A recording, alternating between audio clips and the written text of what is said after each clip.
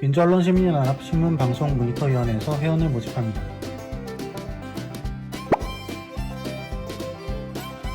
저희는 매주 월요일, 화요일에 모여서 모니터 보고서를 쓰고 있습니다.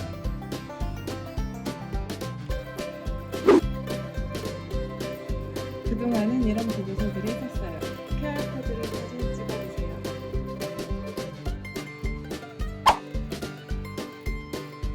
많은 연락 기다리겠습니다. 민원연의 미디어 탈곡기 859화를 시작하겠습니다. 네, 안녕하세요. 저는 언론 권력을 감시하는 시민단체 민주언론시민연합에서 공동대표를 맡고 있는 김원경입니다. 활동가 박재린입니다. 김나래입니다. 예, 오늘 채린 씨 두 번째 촬영이거든요. 지난번에 사실 본인은 떨렸다고 하는데 내가 보기엔 아무렇지도 않았거든요. 근데 본인은 떨렸다고. 근데 그 방송 봤어요? 엄청 많이 봤습니다. 아니, 신기한 타입이네. 보통은 잘 안 보거든. 자기가 방송한 거. 왜냐면 못 들어주거든. 나는 지금도 저리통 있잖아요. 저 나오면 막 꺼버려요. 아 진짜요? 울렁거리고. 지금까지도 저는 그 공포가 너무 심해요. 사실 많은 사람들이 제가 방송을 많이 하니까 방송을 되게 쉽게 한다고 생각하는데 쉽게 막 날탕으로 하긴 하는데 듣지 않아요. 듣지 않아. 듣는 게 너무 스트레스 받거든요. 네. 어땠어요? 저도 제 방송을 못 볼 줄 알았는데 네. 한번 보기 시작하니까 좀 실수한 것도 많이 보이고 그러면 계속 봐야 되겠다는 생각이 들어요. 훌륭한 멋있는 자세입니다. 자세, 멋있는 그러면 자세. 이제 느는 거죠. 그쵸? 실력이. 아 본인 피셜 10번을 넘게 보셨다고. 대단하다. 자, 그러면 오늘은 더 녹화를 잘할 수 있을 거라고 생각하고요. 오늘 채린 씨가 가져온 모니터 보고서는 신문 모니터인데요. 이게 이미 종편에서 우리가 제대로 한번 볼 내용입니다. 옥류관 주방장 발언에 대해서 굉장히 종편에서 굉장히 이제 13분 동안 막 주절주절 얘기한 필요 거. 없는 이야기를 본질적인 내용 없이 좀 전했죠. 그러니까요. 그런데 그거에 대해서 신문이 어떻게 다뤘는지를 정리한 보고서더라고요. 옥류관 주방장 발언, 막말 확성기로 사용한 한국 언론이라는 제목의 보고서인데요. 우선 저희가 그래도 또 오늘 처음 들으시는 분도 있을 수 있잖아요. 그러니까 옥류관 주방장 오수봉 씨가 뭐라고 했었는지 그 욕설을 아주 자세히는 안 전해드리고요. 그러나 그 내용이 간단하게 무엇이었는지와 이것을 누가 어떻게 보도했는지 얘기 좀 해주세요. 네, 오수봉 씨가 쓰신 글은 500자 정도로 길지는 않은데요. 네. 여기서 언론사들의 선택을 받은 문장은 말씀드려야 할 것 같습니다. 네. 국수 처먹을 땐 요사 떨더니 한 일은 하나도 없다. 이런 말인데요. 그러니까 저희 민원연이 모니터하는 8개 매체 중에 이 문장을 그대로 싣지 않은 곳은 한겨레가 유일할 정도로 인기 문장이었습니다. 그리고 관련 기사를 좀 많이 알려드리는 게 맞는데요. 근데 네. 사실 이 옥류관 기사는 한마디로 요약이 가능합니다. 이런 말로 비난을 했다. 그리고 이런 심한 말까지 하며 맹비난을 했다는 붕어빵 수준의 기사가 대부분이라 좀 상세하게 설명드리기가 좀 민망한 수준입니다. 네.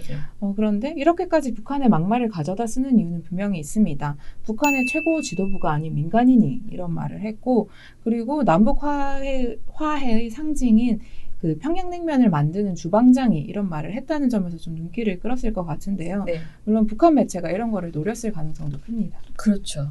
근데 어찌됐든 한겨레 빼고 모든 주요 일간지가 받아 쓰다 보니까 이 무심결에 노동신문에 이런 글이 올라왔나 이렇게 생각할 저는 수도 그랬어요. 있었거든요. 왜냐면 네. 너무 정말 주요한 매체여서 헤드라인 이런 다 얘기를 그렇게 했는데. 다루니까 네. 저희가 아는 매체가 그렇게 없잖아요. 네, 북한 네. 매체에서 저는 좀 당연히 그 노동신문에서 노동신문. 다뤘을 줄 알았는데 또 그건 아니라고 하더라고요. 그러니까요. 네, 조선의 오늘이라는 매체를 저도 열심히 한번 찾아봤는데요. 일단은 인터넷 기반의 대외 선전 매체입니다. 네. 2014년도에 만들어졌고 북한의 관광지를 홍보하기 위해서 개설한 걸로 보입니다. 통일부 홈페이지에서 검색을 해보시면 북한의 스키장을 소개했던 흔적을 찾으실 수 있습니다. 네. 그리고 연합뉴스 등의 보도에 따르면은 북한 호텔의 편의시설이나 전화번호 등을 적어두고 있다고 합니다. 그리고 이런 류의 대외 선전 매체가 조선의 오늘 하나뿐인 건 아닙니다. 여러분들도 한 번쯤 들어보셨을 텐데요. 우리민족끼리라든지 메아리 등 여러 개가 있습니다. 그래서 이런 부분을 좀 종합을 해서 보면은 조선의 오늘이 한국의 주요 헤드라인을 장식할 만한 매체는 아니라는 겁니다. 네, 그러면 북한의 어떤 매체에 실렸을 때 주요하게 살펴봐야 하나 하실 수 있는데요. 방금 말씀하셨던 노동신문을 포함해서 3대 중앙지가 있습니다. 노동신문, 그리고 민주조선, 청년전의가 주요 매체라고 할 수 있는데요. 이들 신문은 조선의 오늘과 달리 북한 주민들도 보는 매체이고요. 또 여기서 소개된 정책이나 북한의 입장은 쉽게 번복되진 않습니다. 네. 한마디로 조선의 오늘은 이들 매체와 비교를 했을 때 무게감이 한참 떨어진다고 할 수 있습니다. 그럼에도 한국 언론이 조선의 오늘의 한 문장을 대서특필의 수준으로 많이 쓰는 거는 발언의 자극성 때문입니다. 그럴 것 같아요. 그렇죠. 네. 게다가 아까 말씀하신 것처럼 그런 평범한 어찌됐든 그 고위층 권력자가 아니고 북한의 주민이, 물론 뭐 주방장도 굉장히 그 주요한 인물일 수 있겠지만 북한의 주민이 우리 대통령에게 이런 막말을 했다라는 거, 그것 자체만으로도 우리가 엄청난 모욕을 당했다. 네. 그 김여정 부부장의 모욕보다 더 심한 모욕을 우리가 당했다라는 것을 전할 수 있는 단초는 되는 거잖아요. 근데 이제 북한의 정보는 사실 되게 천편일률적이어서 북한 언론에 실리는 정보들은 그런 주로 아까 말씀하신 그 당의 입장이나 그런 것을 이렇게 획일적으로 네. 보도하는 데 비해서 이제 그래서 이렇게 그 우리의 대통령에 대해서 이렇게 하는 그런 발언이 북한 매체에 실렸다는 건 사실 저는 어찌됐던 간에 의도적이고 북한이 매우 의도적으로 하는 행동이고 그래서 그것을 캐치할 수 있다고 생각해요. 저는 이걸 전하는 방식의 문제라고 생각하거든요. 이 아이템을 다룰 수는 있다고 생각해요. 그리고 한 번쯤은 그러니까 아주 가볍게 굉장히 막말을 했다 라고 하면서 말할 수는 있지만은 이거를 이제 진짜 막 헤쳐먹고 잘라먹고 이걸 가지고 막 약을 올리는 게 문제라고 생각하거든요. 야, 지금 문재인 대통령이 좀 심하게 말하면 북한으로부터 그렇게 욕을 얻어먹고 있어 진짜. 그렇게 놀리는 그런 보도라고 저는 생각을 해요. 이 방식이.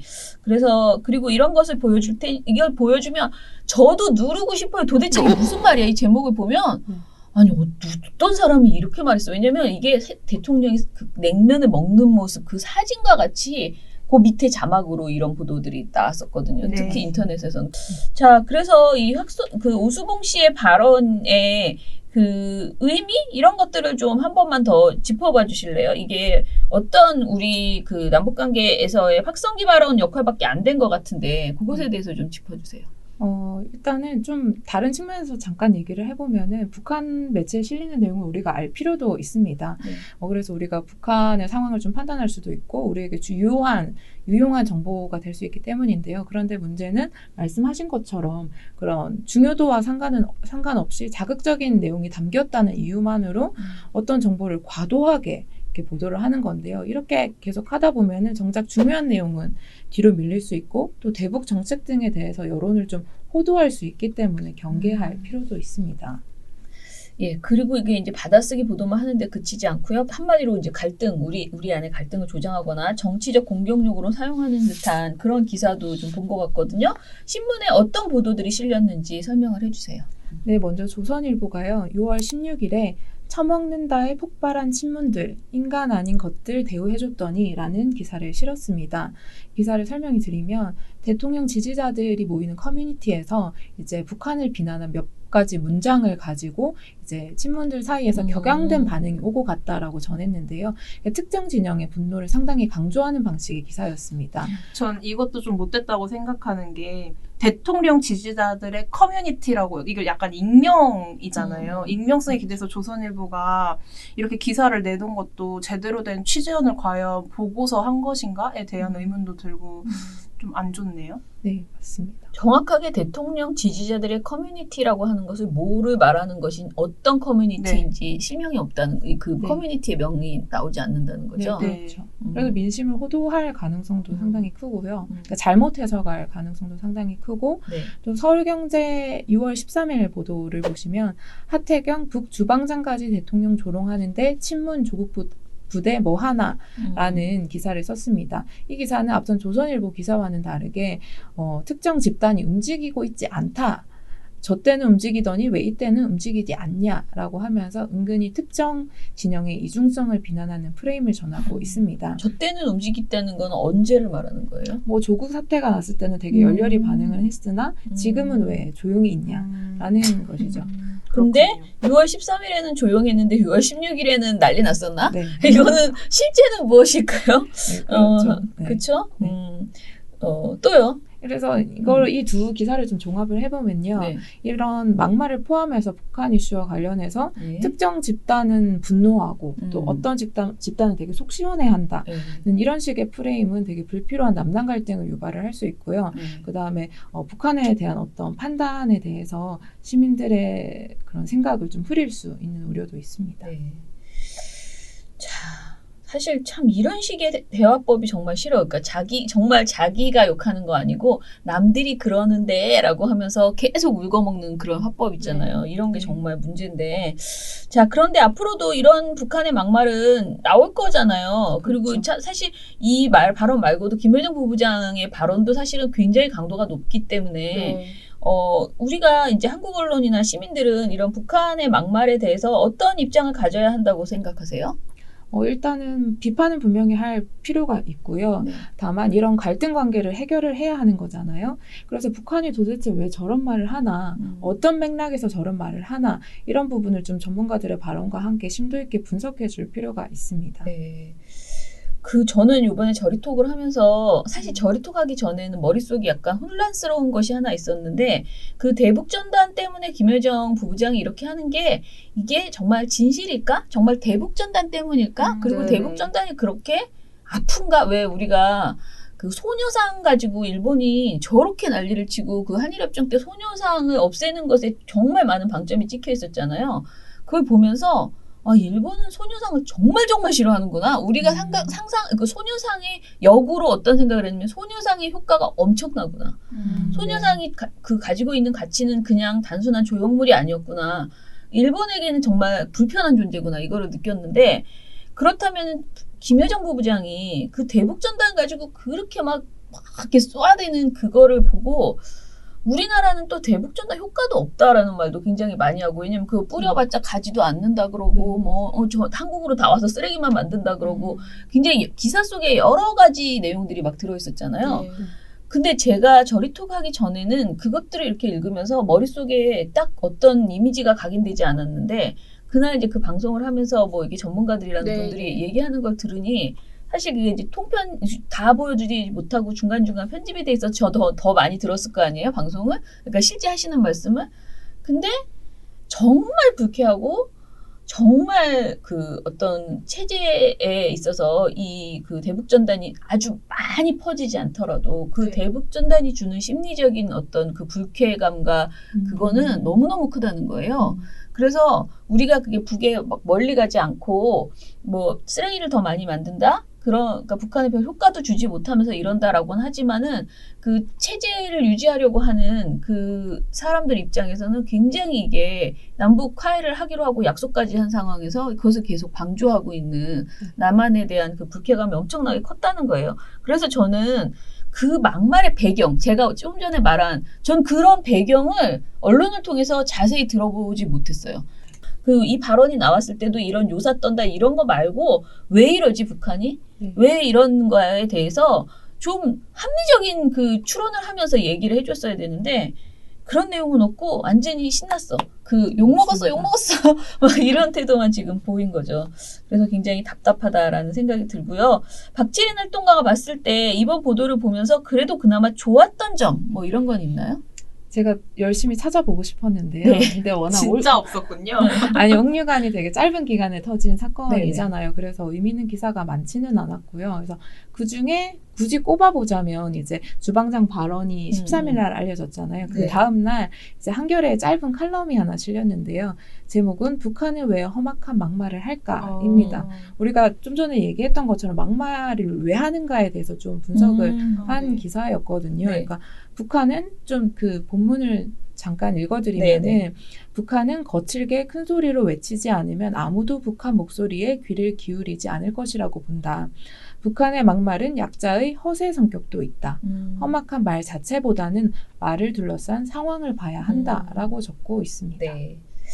그래요. 자, 그러면 우리나라에 북한 관련 보도를 할 때 준칙들이 있어요. 사실 저는 이 준칙에 대해서 이거 너무 옛날 준칙이다, 올드하다. 그래서 좀 고쳐야 되고, 그리고 준칙을 아예 지키면 안 되는 것이라고 생각하는 경향이 있어요, 기자들이. 왜냐면 그걸 지키면 친북적인 사람으로, 그리고 정말 이렇게 찍힐 수 있다. 객관성을 위반할 수 있다. 다른 준칙도 잘 안 지키지만 특히 이 남북 관계에 있어서의 언론 보도 준칙은 더더욱이 안 지키는 경향이 있거든요.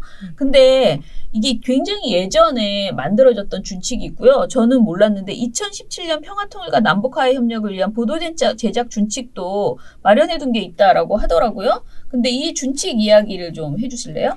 네, 일단 이 준칙은 언론인들이 직접 만든 준칙이고요. 네. 직접 만들었는데 너무 안 지켜. 전 솔직히 말씀드리면 이거 있는 줄 원래 몰랐어요. 모든 준칙은요, 언론인들이 직접 만드시게 해요. 왜냐면 안 그러면 정말 안 하거든. 왜냐면 그건 보도 지침이잖아. 자기들이 안 만들고 바깥에서 내가 막 그쵸. 만들어서 이렇게 저는 던지면. 근데 남북 보도, 북한 보도할 때 너무 선을 넘는 보도들이 많았어서 이게 있을 거라고 제가 상상을 미처 못했어요. 근데 생각해보면 당연히 있겠지. 상식적으로 그럼요. 있겠지 네. 하는데 이 준칙에 따르면 오늘 우리가 말한 이 옥류관 보도는 어떤가요? 일단 제가 읽어봤을 때 네. 제작 실천 요강 사항을 말씀드려야 되겠다라고 생각을 했는데요. 네. 그러니까 상업주의와 선정주의를 경계하라라는 얘기를 하고 있습니다. 네. 옥류관은 여기서 보면 되게 선정적으로 보도를 한 측면이 있잖아요. 그래서 이런 부분을 말씀을 드리고 싶었고, 그리고 이렇게 해야 하는 이유를 좀 덧붙여 놨는데요. 언론 행위가 미래의 통일 민족 문화와 직결된다라고 네. 이유를 적어 놨습니다. 그러니까 기자가 쓰는 기사 하나, 그다음에 PD가 만드는 프로그램 하나가 미래 통일 이후에도 좀 영향을 미칠 수 있다라고 적어둔 건데요. 그러니까 자극적이고 선정적인 경향이 있는 북한 보도를 할 때 이런 책임의 무게를 좀 유념을 하면 좋겠습니다. 네. 근데 사실 이게 되게 구체적으로 막 항이 여러 개 있긴 하지만은 결론은 모든 항이 그거예요. 평화 통일에 기여하는 보도를 하라. 네. 그리고 진짜 이 우리의 통일을 원하는 보도인가 아니면 전쟁하자 이런 맞습니다. 보도인가 이 관점으로 봤을 때 반드시 전쟁을 전쟁이 있어서는 안 되는 거잖아요. 무조건. 그리고 통일로 가자라는 지향성을 갖고 보도를 하라는 것인데 감정을 자극하고 북한을 무시하고 근데 기자들도 그렇게 어떤 존칭을 쓰지 않으려고 하고 그런 게 굉장히 많았었거든요. 근데 사실 이 이제 준칙에 의하면 그런 것들을 우리가 북한에 대해서도 최소한의 우리가 서로 간 국가를 인정하고 그 예우를 하는 이 부분, 그러니까 한민족으로서의 또 예우 이런 것들을 굉장히 중시하고 있거든요. 근데 그 개념을 저는 그 가치를 인정을 안 하는 것 같아요. 많은 기자들이 그냥 이 남북 갈등을 이용해서 남한의 어떤 통치에 자신들이 원하는 정파적인 이해관계에 이용하려고만 하는 그런 생각이 들어서 굉장히 아쉽습니다. 자, 그러면 마지막으로 채린 씨가 하고 싶은 말 홍보가 있다고요? 아예 홍보는 아니고요. 저번에 그 모니터 분과 홍보를 했고 이번에는 정말 이 질문에 맞는 네네. 다음 보고서 를 예고를 해드리려고 하는데요. 오, 멋있다. 얼마 전 이재용 삼성 부회장에 대해서 그 수사심의위원회가 열렸고 불기소 권고 결정을 내렸잖아요. 네네. 그래서 이 결정 전후에서 신문 보도가 어떠했는지 좀 모니터를 하고 있거든요. 이 부분에 대해서 모니터를 쓸 예정이니까 많이 기대해 주시길 부탁드립니다. 네, 예, 너무 굉장히 기대된다. 좋은 보고서가 나올 것 네, 같습니다. 저도. 네, 예, 그러면 댓글 몇 개 읽어보고 방송 마무리할게요. 지난 855화의 남북관계 경색 국면 본질 찾기보다 자극적인 보도하는 종편에 대한 그 댓글 중에서 YOTV님. 봉우 팀장님, 떠나도 떠난 게 아니에요. 역시 운명은 거스를 수 없는 거예요. 박진서 활동가님 반가워요. 빵뉴스에서 항상 시간 안에 끝내시고 뿌듯해하시는 모습이 생각나요. 네, 진짜 봉우 팀장 때문에 너무 힘든 게 지난번 저리톡 라이브에서 네. 민원예에서 일하다 왔다 그래가지고 보셨어요? 네, 저 라이브에? 봤어요. 그랬더니만은 거기 댓글에 이건 보통 일 아니다 막 노동 착취다 이런 댓글이 막 나와. 제가 막 또 울렁거려가지고 안 그래도 요즘 내가 뭐만 하면 뭐라고 막 그런 사람들이 있는데 이거 가지고 이것도 얼마든지 얘기할 수 있는 거잖아. 아니 왜 저 친구도 굳이 방송에 라이브에 나와가지고 저렇게 얘기를 해서 근데 지금 오늘도 왔습니다. 이범훈 팀장이 지금 3일째 연속 계속 와주고 있는데요. 사실은 저희가 마무리했어야 될 프로젝트가 있는데 제가 좀 더 일하고 나갔으면 하고 그게 바랬으나 붙잡았으나 자기는 반드시 17일인가 뭐 19일인가 그날을 자기 마지막 하지만 출근일로 그게 뜻대로 되지 해놓고 돈도 못 받고 퇴사는 확정됐고 돈도 못 받으면서 이렇게 일을 계속 조금씩 해주고 있어서 제가 이제 정말 끝 이렇게 정말 좋은 보고서가 저희가 완성이 돼서요 이제 납품하게 됐습니다. 자, 투어이브 박미정님 거 읽어주세요. 네. 실시간 채팅엔 참석을 못했어요. 진솔활동가님 너무 반가워요. 라디오에선 절제된 톤으로 말하지만 민원연에선 상황극을 연상케 하는 톤. 진솔활동가님의 장점이에요. 성우를 하셨어도 잘 맞았을 것 같은 진솔활동가님. 오랜만에 보니 또 반가워요. 라고 해주셨습니다. 맞아요. 목소리가 구연동화 작가 같은 느낌? 네. 막 이렇게 할머니 흉내도 내고 뭐 하고 막 굉장히 그렇게 잘할 수 있을 것 같은 저희 그런 종편 느낌. 모니터 팀원분들이 진솔님의 방송을 다들 실시간으로 다 같이 함께 봤더라고요. 네. 맞아요. 진솔님 덕후라며 저도 덕후가 되었다는 이야기를 나눴죠. 자, 그리고 서이란님. 21대 국회에 다른 것 다 필요 없고 언론개혁, 징벌적 손해배상은 물론이고 악의적 왜곡, 과장, 편파, 누락 등의 방법으로 정파적 이익을 목적으로 보도한 것에 대한 책임을 묻는 것 하나만 이루어지면 21대 국회는 이전에 어느 때보다 위대한 국회가 되는 것입니다. 징벌적 손해배상 때 재벌, 특히 삼성의 막강한 권력을 염두에 둔다면 삼성한테 유리한 법이 될지도 모른다는 걱정은 있습니다. 라고. 그러니까 항상 모든 칼은요. 진짜 양날이 있는 데다가요. 이게 좋게 쓰이지 않고요. 악의적으로. 그리고 머리가 무슨 제도만 만들어 두면 너무나 잘 활용하는 사람들이 좀 더 나쁜 사람들이 그런 활용을 잘해요. 그래서 그게 참 걱정이긴 합니다. 네. 요거 하나 더 읽어주세요. 네, YOTV님 댓글인데요. 그 사람을 수식어 없이 부르는 배짱 가득한 공시형 활동가님 좀 멋지네요. 강기훈 유서 대표의 사건이라고 부르면 안 되겠네요. 해주셨습니다. 꽝에 대해서 이렇게 자꾸 나는 속으로 그래도 씨라도 붙이든가 의원이라도 붙이지. 보통 우리는 인정해줄 이제 수 없다. 처음에 시작할 때는 의원을 하고 우리 종편 모니터 할 때 그 다음에 씨로 하잖아. 사실 네. 그것도 되게 싫어하거든요. 왜 씨라고 하냐? 왜냐면 본인은 다 변호사 뭐 이런 자기의 좀 격을 네. 높여주길 바라는데 씨로 통일해 버리니까 다들 그 우리가. 직책이 있으시니까. 근데 심지어 그 공시형 활동가는 자꾸 아무 호칭도 부르지 않고 그때 되게 쇼미더머니인 줄 알았던 게 그래도 대표님이 그래도 곽상도 의원이라고 해야지 이렇게 말씀하니까 공시형 활동가가 한참 한 3초 생각하더니 그런 사람도 의원이긴 의원이죠 이렇게 말을 해가지고 세다 이랬죠. 실버 H님 곽밑걸이라고 하죠. 곽에게 흘러들어가는 정보가 우리에게 들려올 때는 늘 다시 조작, 느낌, 뿜뿜하며 다가오는 건 무엇? 그러니까 믿고 걸른다라는 거죠. 네.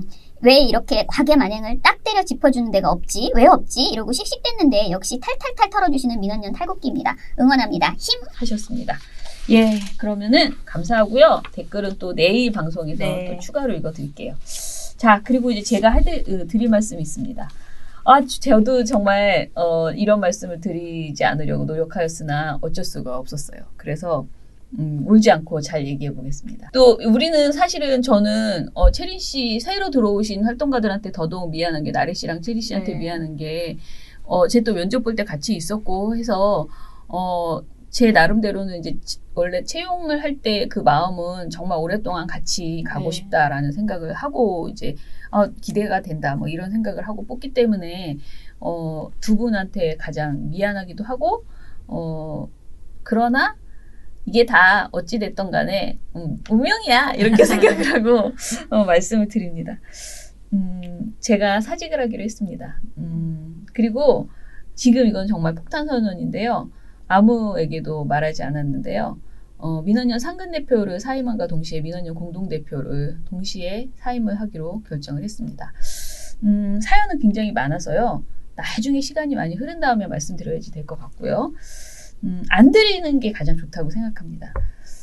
어찌됐든 제 마지막 이야기를 좀 하고 싶어서 간단하게 정리를 했어요. 저의 사직서를. 네. 어제 저녁에 썼어요.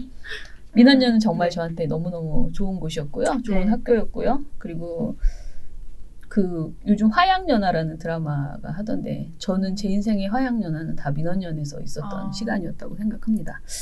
제가 92년에 언론학교 2기를 시작으로 언협에 들어왔는데 그때 신문 모니터 분과 활동을 하면서 정말 좋은 아저씨들을 많이 만나서 엄청나게 재미있게 회사 다니는 괴로움을 다 잊고 방과 후 회사 다니고 방과 후에는 항상 언역 활동을 너무너무 재미있게 했습니다.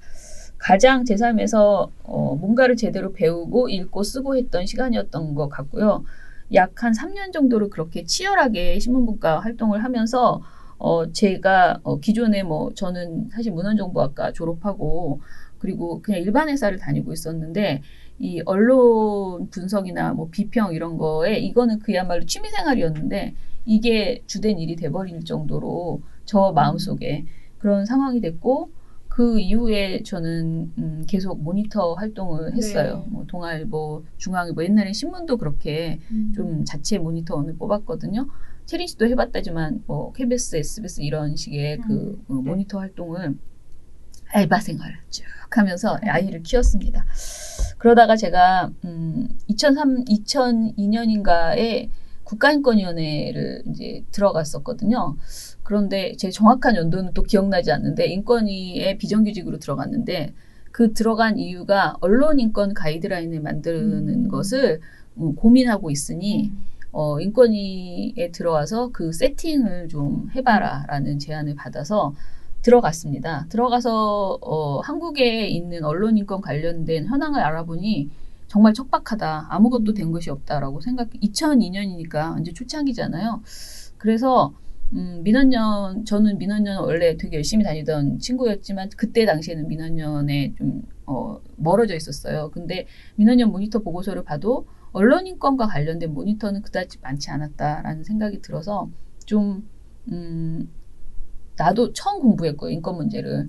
네. 굉장히 즐거웠고요. 그러다가 2003년 가을에 민원연이 국가인권위 프로젝트로 언론인권 모니터를 하겠다라는 공지가 떴어요. 네. 그래서 제가 막 가서 같이 하고 싶다라고 했습니다. 왜냐하면 내가 가장 원하는 주제고 내가 제일 좋아하는 단체였기 때문에 와서 다시 회원 활동을 시작을 했어요.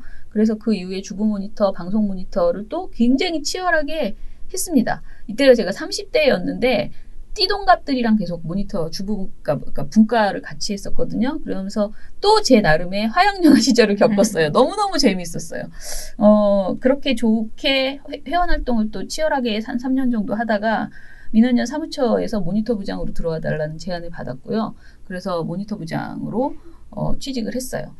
제가 드디어 민원연 간사가 된 거죠. 근데 사실 저는 간사에 대한 존경심이 엄청나게 크거든요. 제가 사실 저희 심리처장님이 제가 처음에 민원연 왔을 때 우리 간사였어요.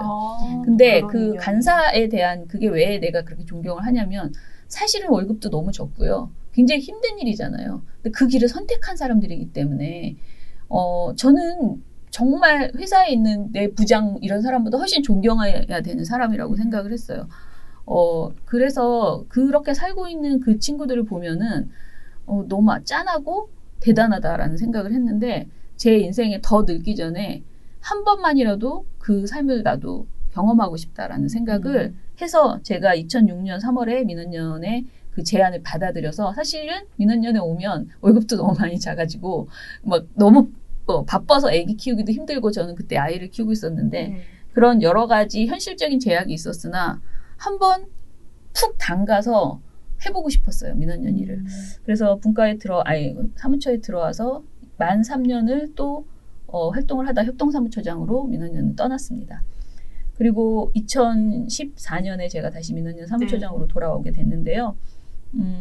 돌아와서 정말 힘들었어요. 힘들었는데 세월호가 바로 터지고 여러 가지 아주 정말 그 박근혜 정부에서 척박하게 이제 언론 우리 민원연도 힘들었고요. 저 개인도 힘들었고 그랬는데 정말 운이 좋아서 김어준의 파파이스 덕분에 저희 민원연이 이렇게 일을 많이 할 수 있는 어떤 경제적 토대가 마련이 되었습니다. 네. 다 회원님들 덕분이죠. 그 이전에 있던 약 1200명의 회원님에다가 그때 파파이스 이후로 들어오신 회원님을 합쳐서 저희가 6천 회원의 시대를 맞이했고요. 네. 그리고 지금 좀 줄어서 5천 명 정도 되지만은 어찌됐든 간에 여러분들의 힘으로 우리가 지금 민원연을 보면 정말 너무너무 저는 뿌듯하거든요. 이렇게 좋은 보고서를 이렇게 딱 기다리고 있는 대기 중인 보고서가 있고 저 친구를 보면 저 활동가는 뭘 하겠구나. 저 친구는 지금 뭘 만들고 싶겠구나. 뭘 하겠구나. 이런 생각이 들면 굉장히 뿌듯하고 이렇게 좋은 보고서를 만들어내고 논평을 하고 뭐 싸움을 하고 이럴 수도 있는 이 인력 사실 그거를 헌신으로 요구할 수는 없거든요. 근데 그 분들의 인건비를 주는 게 바로 여러분들 회원님들 덕분입니다. 그래서 회원님들이 그렇게 늘어난 것에 대해서 너무너무 감사하고 고맙고 유지시켜주는 것은 더더욱이 고맙고 배꼽 인사. 그래서 제가 그동안 멈추지를 못했어요. 제가 마치 착각에 빠진 것 같아요. 제가 멈추면 뭔가 이 회원이 줄어들까봐 너무 불안했고 너무 여러 가지 아무튼 좀 강박에 좀 빠져 있었어요. 그래서 그렇게 좀 너무 각박하게 살다 보니까 저도 굉장히 많이 망가졌고요. 성격도 원래 제가 가지고 있는 좋은 점이 많은 사람이었거든요. 근데 그게 다 없어진 것 같다는 저가 없어진 것 같은 지금 그런 느낌이에요. 그래서 많이 잘 삐지고 잘 화내고 잘 울고 물론 이건 갱년기장일 수도 있습니다. 뭐 여러 가지 이유가 있겠죠. 그러나 아니면 저 자신이 원래 그렇게 부족한 사람일 수도 있고요. 그래서 너무 많이 지쳤다라는 생각이 들었습니다.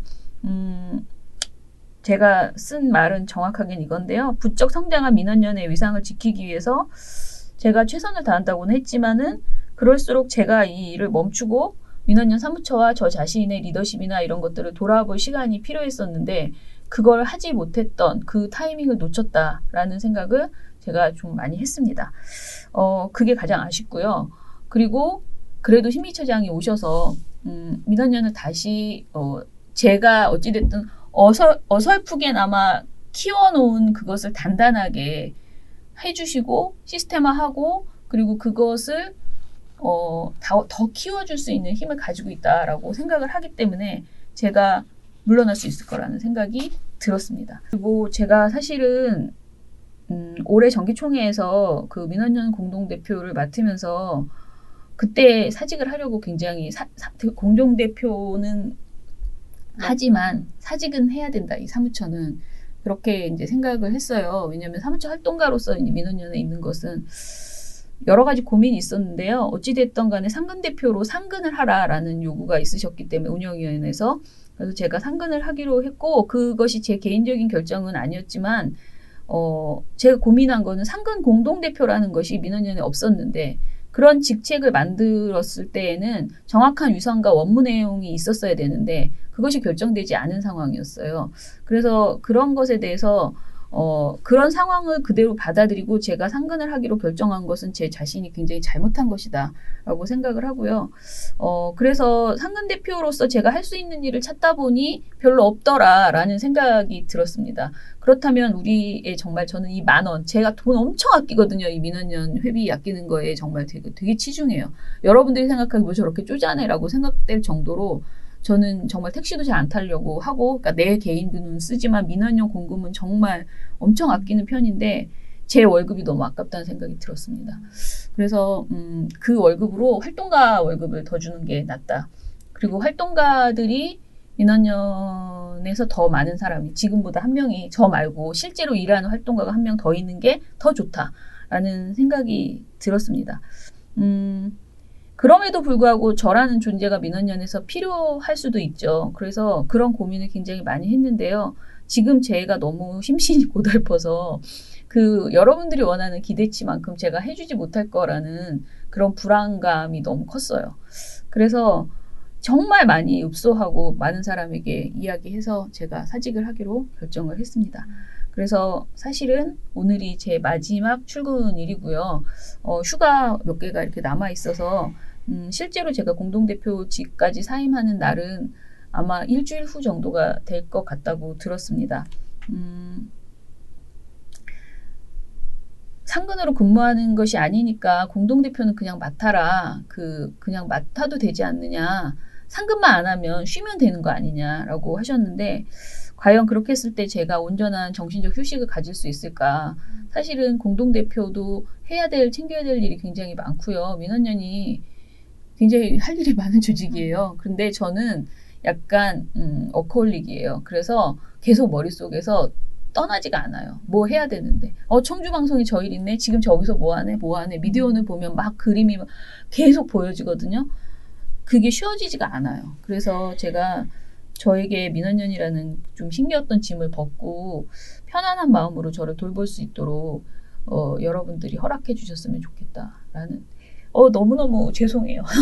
그래서 정말 아니에요. 너무 그동안 죄송합니다. 너무 감사했죠. 맞아요. 시청자분들도 이해해주 너무 아쉬워하고 한동안 너무너무 대표님 찾으면서 미디어 탈곡기에서 다시 오시라고 얘기도 하시겠지만 다들 대표님을 많이 그리워하고 감사하고 할 거라고 저는 생각합니다. 네. 그래서 아무튼 저는 민원연에서 정말 많은 걸 배웠고 많이 성장했고 가장 행운이 넘치는 사람이었다고 생각합니다. 민원연 회원 전체 중에서. 왜냐하면 회원으로 시작해서 그렇게 많은 것을 배우고 사무처 활동가가 되고 사무처장을 하고 공동대표까지 한 그런 사람은 멋있어요. 사실은 그렇게 할 수 있는 건 다 운이거든요. 많은 사람들이 정말 그렇게 해주시고 좋아해 주시고 필요로 해주셨기 때문이다.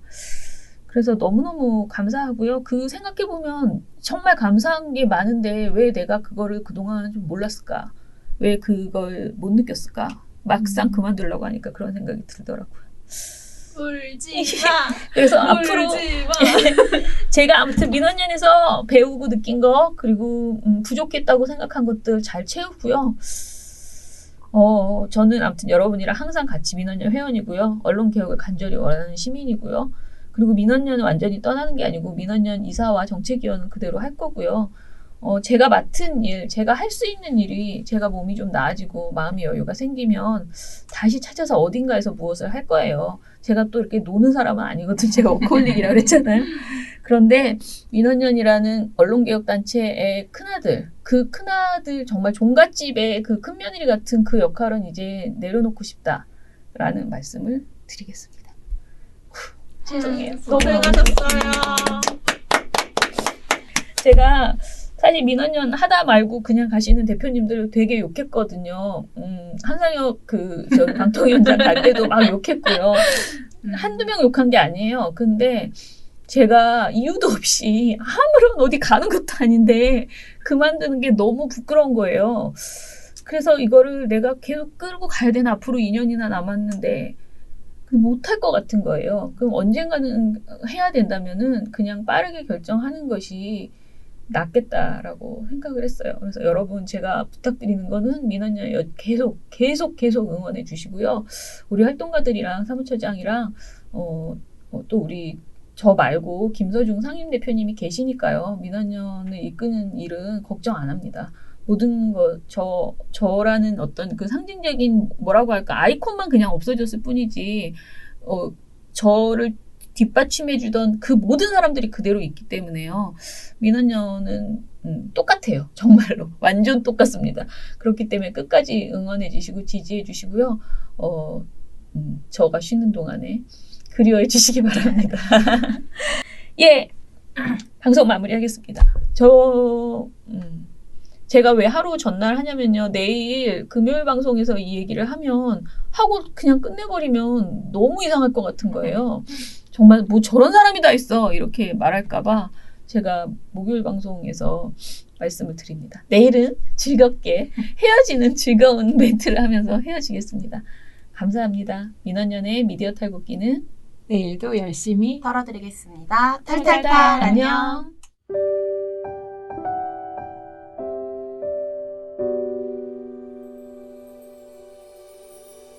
안녕.